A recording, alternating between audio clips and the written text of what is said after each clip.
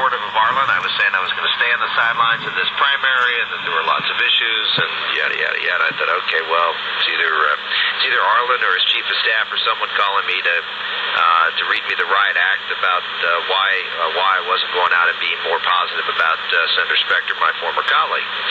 And so I decided, well, maybe I'll just finish my call and do a few other things here, and I'll call him back in a little bit. And about a half an hour, 45 minutes later, I get a call from a number that I didn't recognize, and it turned out to be John Cornyn. And John Cornyn is the senator from Texas who happens to be the chairman of the Senate Republican Campaign Committee. And he says, "Is it true?" And I said, "Is what true?" And he said, "Well, we've got a rumor floating this morning that Senator your former colleague, is going to switch parties." I said, "Well, that may be the reason for the call." And I said, "Let me check." And so I hung up the phone from him and picked up the phone and called Arlen. And Arlen got on the phone and said just that he was going to switch parties, and he was going to announce that this afternoon. And he laid out, I think, in typical Arlen fashion. One thing I will say about Arlen, that I think he's a very transparent guy. I think he tells you exactly why he does what he does, and he's always been that way with me. And what he told me was, in a nutshell, that the only way he could win this race is to run as a Democrat, and that the polls were not looking good, and that he had an opportunity to switch parties. He's been encouraged by, and he mentioned all the folks that had been calling him, and that this was an opportunity for him at the age of 79 to keep the Senate seat and then continue the work that he's been doing over the years. So that was, I expressed my disappointment in that, and I was deeply disappointed in that. This is someone who I had stepped up for in 2004, and campaigned for in a primary, in a tough primary. I was a member of the Senate leadership at the time, and both President Bush and I went into Pennsylvania on frequent occasions. I did ads for him in the primary because I thought it was the right thing to do, try to hold on to that seat. And people have asked me this year why I have not done the same thing this year. And I said, somewhat tongue-in-cheek, but with honesty, that the old saying that you gave at the office. Well, I would make the comment that in part I gave my office to support Senator Specter. I mean, there was no question that in 2006 when I ran for re-election, the fact that I stood up and supported Senator Specter in a primary against a conservative who, without question, more shared my values, was a damaging thing to me and hurt me with the Republican base that was less energized because I had done that. And I knew that. I knew that at the time that was a risk I was taking, but I thought that in 2004, with President Bush up for re-election in Pennsylvania, a swing state, and us at 51 United States senators, and trying to keep a majority so we could get Supreme Court justices passed, and we could gain control, we could keep control of the United States Senate. All of those things weighed heavier on my decision to keep a senator in Pennsylvania who I thought could win a general election a lot more easy than his primary opponent. Having said that, there was political consequences, but for me, personal political consequences mattered less than doing what I thought was in the best interest of the country at that time in 2004, and I thought the election of President Bush and maintaining the majority of the Senate in conservative/Republican hands was more important. So it's with that backdrop that I received a call saying that I'm going to switch parties because I believe that's the only way I can win.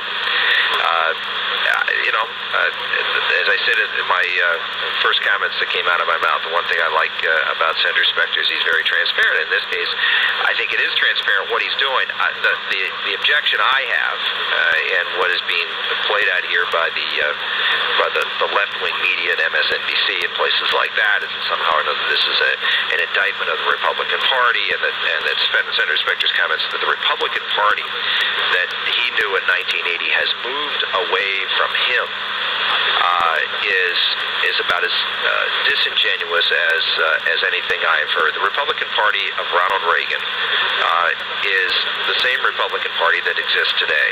If anybody is moving, and in moving by leaps and bounds as quickly as you could possibly imagine to the socialistic left and secular left, it's the Democratic Party.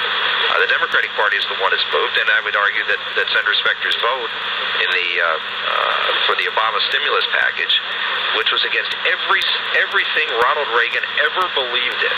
So to hearken Ronald Reagan out and say that somehow or another that the party is moved and vote for a bill that Ronald Reagan is doing backflips in his grave and looking at the dramatic expansion of the federal government, to me doesn't wash. The fact is that the Republican Party is the conservative party, and the conservative party, conservative means that you believe that things by and large in the country in this country are good and should be preserved and conserved, and that when we do make changes, as we must, we do so in a responsible and gradual fashion, and so as not to throw away the good things that exist in this country.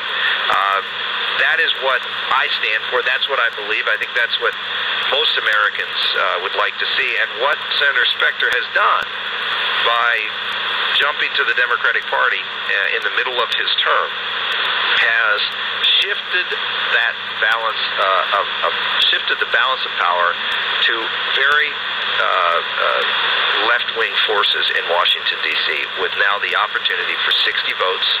Minnesota Senate race with Al Franken and Norm Coleman becomes even more important. But that looks like it's heading, as we talked with Senator John Ensign on the show yesterday, it looks like it's heading toward a Democratic victory. And so the result will be 60 Democratic votes.